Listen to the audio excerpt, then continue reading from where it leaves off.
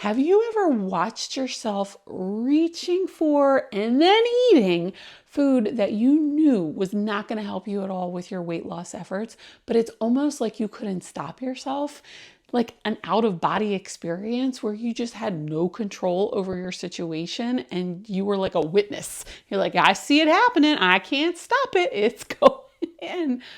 Or have you ever been in this circumstance where you knew exactly what you were doing? Like you were like, yep, that ain't gonna help me. That is not on my plan. Don't care. I'm eating it anyway. Because in that moment, you just don't care about your goals.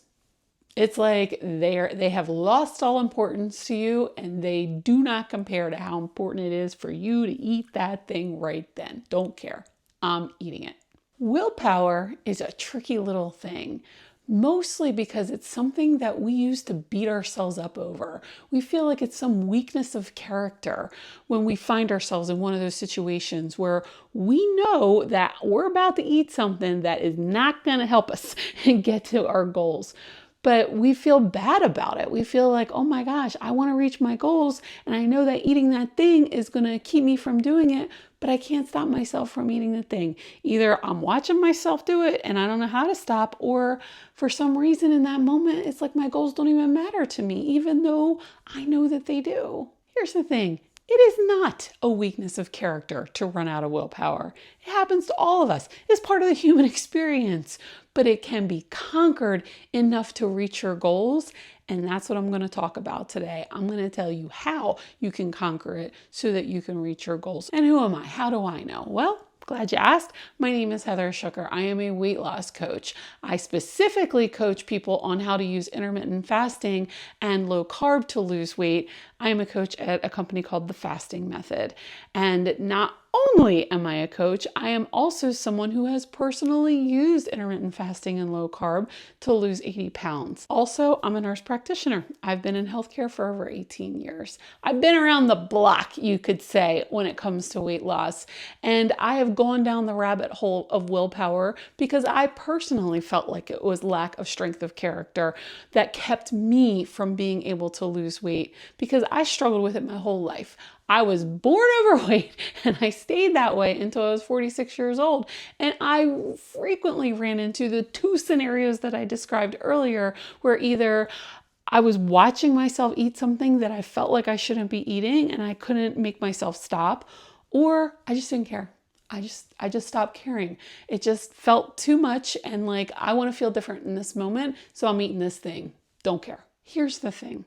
Our psychology friends have known for a while that willpower is a depletable resource, meaning we run out of it. As in, depending on how we spend our time, we wake up with more than we go to bed with. Which is probably why it is a whole lot easier to turn down those donuts at the office first thing in the morning when you're trying to lose weight and eat things that are in alignment with that goal, versus at the end of the day, after maybe a stressful day where you're tired and you just want to wind down, then suddenly turning down the chips or the ice cream in front of TV feels a whole lot harder. The key word being unwind, because so many of us spend our days doing things that get us wound tight. And that's the actual issue with willpower. It's not like it's an actual meter that you can watch depleting, but I think that that's a really good way to look at it and think about it. Another way to think about it is bandwidth.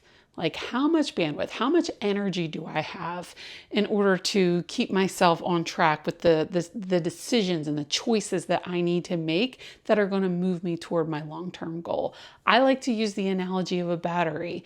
And we're so used to technology, when we wake up in the morning and our phone is fully charged, right? Our little battery in the corner is completely full and it's green. So you've got a percentage, it says 100%. But then as the day goes on, it starts to deplete. And so it might still be green, but you can kind of see it like inching away. And then midway, it might turn yellow. And then late in the day, it might go red. And then it's bad when it's got that little sliver of red, or, the kiss of death is when it shows that picture with the plug stick in the middle. Like, you ain't got any time left, man. This thing is going to go dark if you do not plug it in soon. That's what it's like. That's what bandwidth or energy or willpower is like in my mind. It's like we start with a full battery and throughout the day, it just gets more and more depleted. And as it does get depleted, as our bandwidth shrinks, our ability to turn down those indulgences, like, those off-plan foods or scrolling or just numbing out, gets less and less. As we start to redline, we are just so much more likely to make a decision that is not in line with our long-term goals. So when you think about how you're feeling at the end of the day, when you have been depleted, what are you feeling? Are you feeling fatigued? Are you feeling overwhelmed? Are you feeling stressed? Or are you just feeling that sensation in your body like you were kind of up and on all day long and now you just want to be down and off? So it's almost like you just want to feel differently in your body. You want to transition into a relaxed sensation, and you feel like food is going to be the thing that gets you there. Now, food is what I talk about because I'm a weight loss coach, but other people that use other substances find other ways to have that sensation, right? They redline and then they want to use alcohol or cigarettes or shopping or scrolling and numbing out that way. We all have our drug of choice that we want to use when we redlined and we just want something to make us feel better, basically. So a good thing to know: what drains my battery? What are the things that suck me dry, right? Why am I going from green to red more quickly than I need to so that I can, have a little bit left in the tank when I get home? Well, the things that tend to deplete you are going to be things like stress, anxiety, overwhelm, but also things like making decisions, resisting temptations, having difficult conversations, concentrating, deep thinking. So if you have a really kind of intense job that requires a lot of mind work, that is going to deplete your battery in your energy stores, which is also going to deplete your willpower. And sometimes we have stressful things happen that are a little insidious, right? We start our commute with a podcast or the morning news and it gets us a little grumpy and it drains away at us. We have a tough conversation with work. We scroll and we see something that makes us a little uneasy. All of these things just nip away at us. So then what can we do to protect it? You're like, will you tell me I got to quit my job? Okay. I don't know, man, you do you. Maybe you do need to quit your job. I can tell you as a weight loss coach, there have been several people where I'm like, this might be your job, man. And honestly, a couple have done it. A couple have realized, oh my gosh, my job is making me so miserable. It is redlining me every day. It is sucking me dry. It is keeping me sick. It is not worth it. Now, I cannot tell you to do that because I ain't going to be the one paying your bills. So you got to figure out how you can kind of manage this within your own situation. But let me just give you some things that can kind of help you out a little bit when it comes to not, redlining constantly. First and foremost, if you do not get adequate sleep, then you are not waking up with a full battery. So, it's not a foregone conclusion that you are automatically woken up, with a green full battery. Have you ever gone to bed and your phone wasn't quite centered on the circle or whatever, and you didn't get that full charge and you woke up yellow and you're like, dang it, right? I'm already starting the day half empty. That's what happens when you don't get good sleep. And, my understanding for sleep requirements, there is some debate on that, but generally it's accepted that you need about at least 7 hours of sleep. Some people do need more, especially women. So if you are trying to persistently get away with less than 7 hours of sleep, then you already don't have full bandwidth. Day after day, you're starting out a little depleted before you even get out of bed. Another way you can help yourself is to consider your environment. If you have an environment that is just littered with temptations of one source or another, that's like little vampires, right? Coming at you. Like every time, if you've got, kind of cookies on the counter in the kitchen or, like ice cream in the freezer, or you're walking past the break room at work and there's always junk food in there, Every single time that you walk past, even if it's just a little glance, there's a little bit, little bit, little bit. And so maybe taking it, walking a different way, avoiding the break room and getting the things out of your house, or at least put away out of line of sight to help you with that. Another thing is how many decisions that you're making on a given day. Famously, people like Barack Obama and Steve Jobs would wear the same things over and over again to limit how many choices that they had to make on a given day, because each choice we make costs us just a little bit of bandwidth. And so the less choices that you have to make, the better. I've read several books about high-powered people and, their morning routines and what they do. And several of them talk about managing their energy, managing how many decisions that they have to make, making sure that, people under them, their staff, their little underlings are the ones that are making those like kind of little decisions that don't require, the head honcho or whatever, so that they're protected. Their energy level is protected from making all those decisions. Now, if you do not have underlings, as I do not have as well, then a good thing to do is to have systems in place.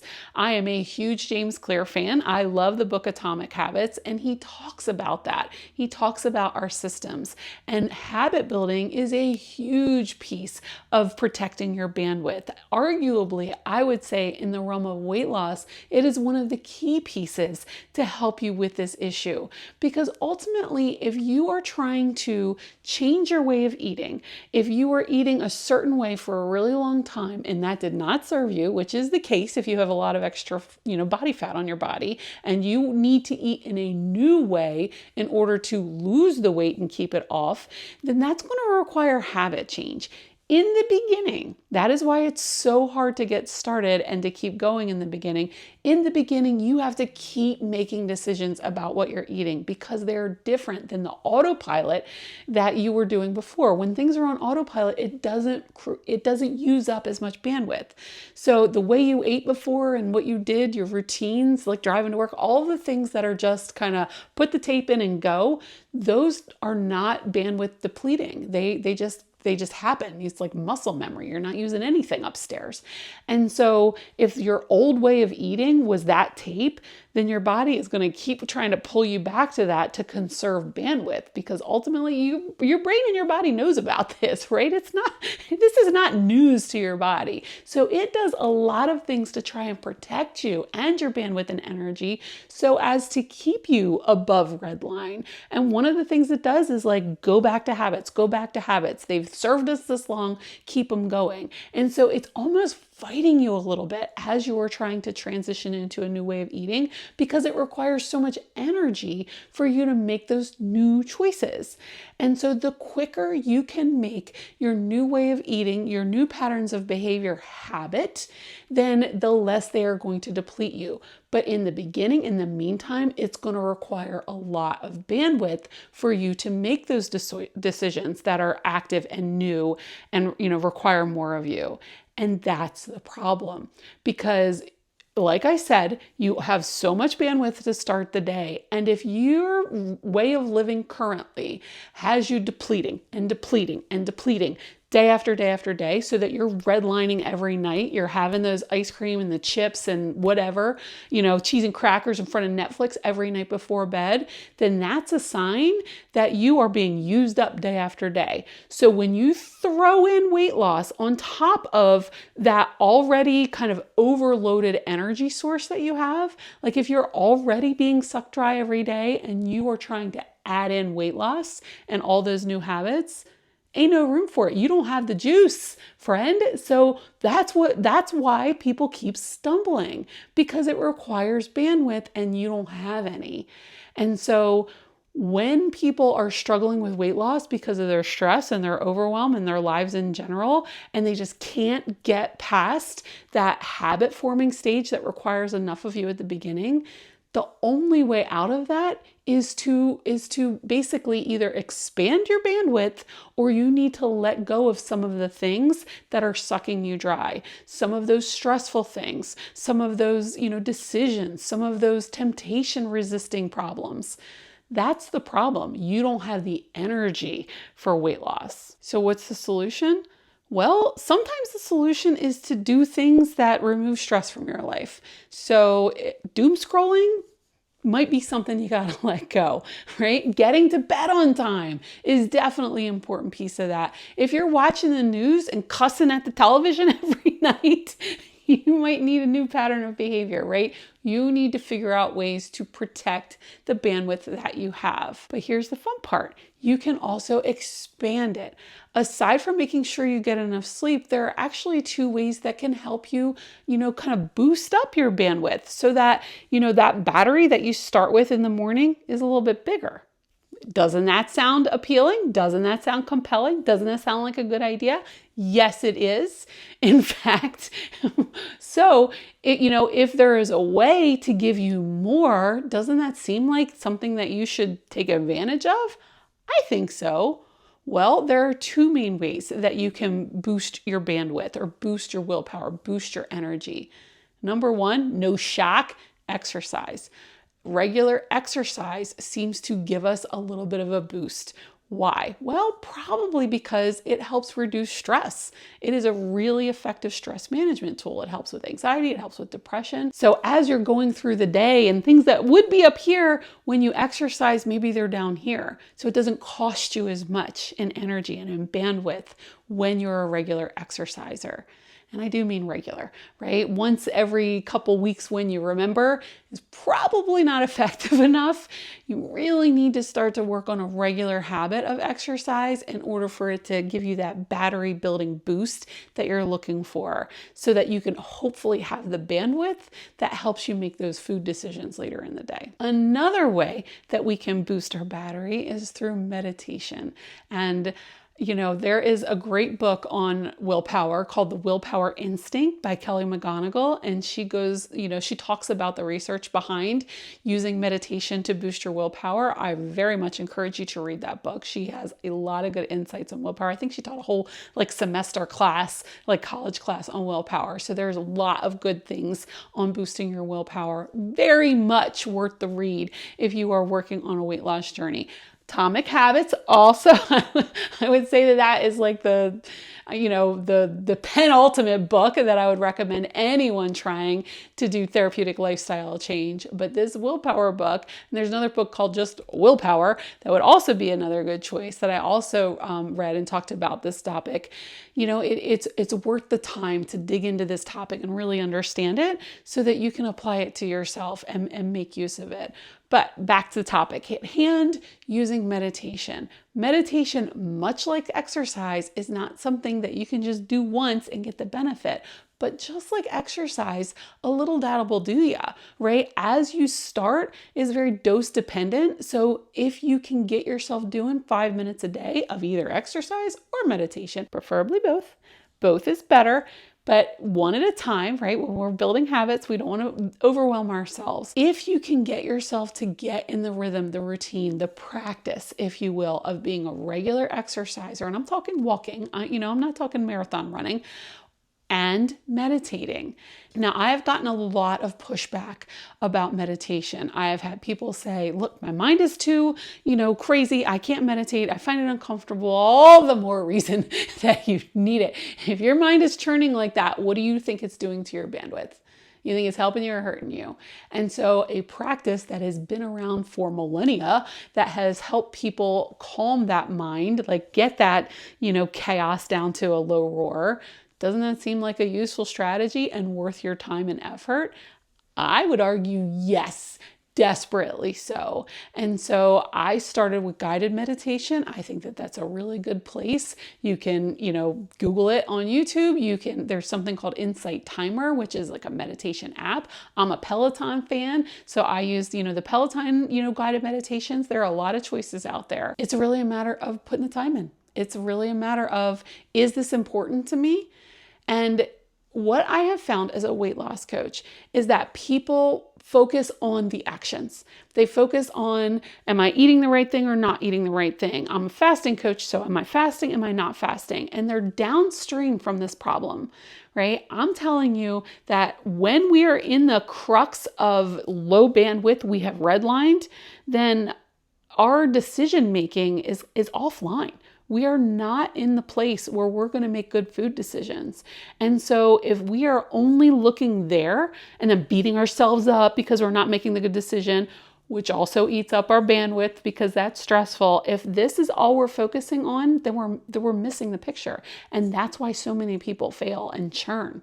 They got to go upstream to that moment where they're having that out-of-body experience. They're eating the thing because they flatlined. They're no longer online, right? We know that when we are under stress, we're in fight or flight mode. We are not thinking about delayed gratification and long-term goals. From our body's perspective, we're ready to like run from bears.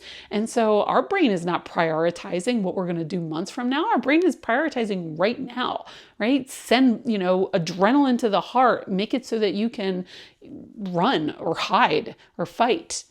It's not really a good place to be in when you're trying to unwind from work, which is why we try to put ourselves in rest and digest mode by eating. And so that's why we're reaching for some of those foods, I believe. And so if we don't want to keep finding ourselves in that same pattern of behavior, stressed out, worn out, redlined all day long, oh, I want to eat to feel better, over and over, wash, rinse, repeat, then we need to go upstream.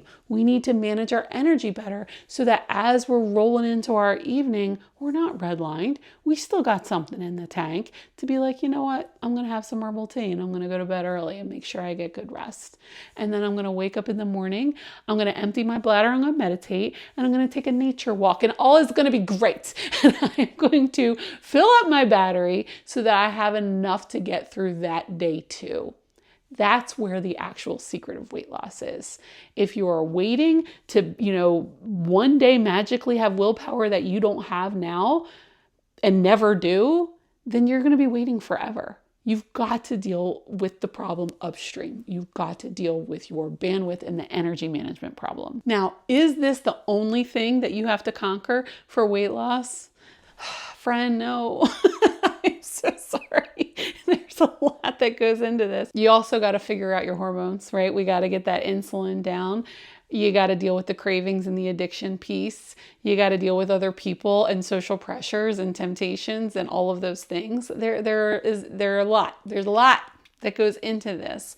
But I am just convinced that this energy management, willpower, bandwidth situation unlocks a really big piece that most people are missing in their weight loss. And so I would argue that rather than watch another video on low carb or on fasting or, follow the next guru, that your time is better spent walking and meditating. Right? It is not learning more. You do not have a knowledge problem. Almost none of the people that I meet that are coming to me for weight loss help don't know how to eat right? Like to lose weight. They've fasted before, they've eaten healthy before. That is not the problem that they're trying to solve. They're trying to solve the problem. Oh my God, I know what to do. I'm not doing it. Oh my God, I'm doing great. And then life gets in the way and everything falls apart. Life getting in the way means they're redlining, and they don't have the bandwidth left to do this difficult process of lifestyle change, of habit change that is required for permanent and sustainable weight loss. So the answer is not learn a better diet, learn how to be a better faster. The answer is go take a walk, go meditate, expand your bandwidth so that you have room to start to work on these habit changes on a consistent basis. Because ultimately, if you repeat a habit long enough, it becomes your new autopilot. So remember how I said earlier that the things that you do on autopilot don't deplete you? Well, lo and behold, when you become a regular exerciser, a regular meditator, a person who eats healthy regularly, a person that doesn't snack or graze regularly, it becomes rote. It becomes part of your new tapes, your new autopilot when you do it enough times. And so all that extra bandwidth that you need at the beginning of a weight loss journey, if you put in those reps long enough, you don't need as much. And so it kind of opens the way for you to do other things. That's why you don't want to go into the thing saying, I'm going to change my diet and I'm going to exercise and I'm going to fast and I'm going to meditate and I'm going to, right? If you try to do all that, you don't have the bandwidth for it. That's why it's better to work on one habit at a time, because you already have a whole other life that is using up bandwidth and energy for you. So when you're adding new things into this, into your weight loss, you don't want to overload the system, which causes you to redline, burn out, and quit. The success is in the consistency and doing it long term. So you just want to kind of hide something in there in the bandwidth that you already have, get that going, get that into autopilot so it doesn't use up as much, then add another thing. Get that going, get that autopilot so you don't have to use as much, right? So you want to make sure that you're doing, the habits that you're adding are within the bandwidth of the life that you're currently living so that you don't overload the system. That's where people mess up. Don't mess up. Don't do that. Stop doing that. So only take on what you can handle. And when you find yourself in that life gets in the way place, you got to pull back, right? Then whatever is doing that you're doing that is really tough. So extended fasting, fasting longer than overnight, for example, that can be something that's a little bit overloading on the system when you've got a lot going on. Maybe you ease on back to what we call time restricted eating, or only eating at meal times, so that you can have the bandwidth to keep your food on point and keep your walking on point, right? You can still keep up with your kind of your safety net habits that kind of keep you holding the line, that maybe don't move the needle big on the weight loss, but you can hold the line and not lose momentum or lose where you were. And then once life calms down a little bit, then you'll have more bandwidth, and then you can kind of crank it up a little bit more and do those tougher things again. Right? So easy. God. Easier said than done, right? I get it. It's a practice. It's one of those things where, fresh out of the gate, you are not going to be great at managing your bandwidth, and you will continue to redline, and you will, struggle to start the habit of regular walking or meditating. And you will redline, you will eat that, thing that doesn't serve you. Yes, that happens to all of us. That's part of being human. We are fallible. We are imperfect. Welcome to the club. But the idea is that if you are thoughtful and strategic about it, and you look at ways that you can help yourself to expand your bandwidth and protect your energy, then you'll have just enough to kind of keep you moving and get you in that groove necessary so that you can change your lifestyle, change your habits, and ultimately lose the weight in a sustainable way. Make good choices.